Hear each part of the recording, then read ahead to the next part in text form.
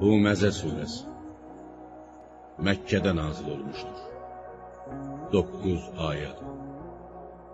Bağışlayan və mehriban Allahın adıyla.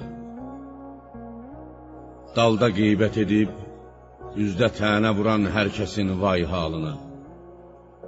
O kimsə ki, mal yığıb onu dönə-dönə sayar, çoxaldar və elə zənn edər ki, mal dövləti onu əbədi yaşadacaqdır.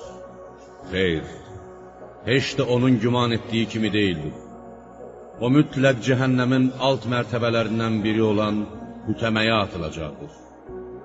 Sən nə bilirsən ki, hütəmə nədir?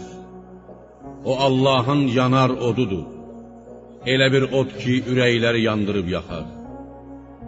O belələrinin, qeybətçilərin və tənə vuranların üzünə qapanıb kilidlənəcəkdir. Onlar cəhənnəmdə hündür sütunlara bağlanmış olacaqlar. Birinə haqqı və səbri tövsiyə edən kimsələrdən başqa. Belələri cənnətə nail olub, əbədi saadətə qovuşanlardır.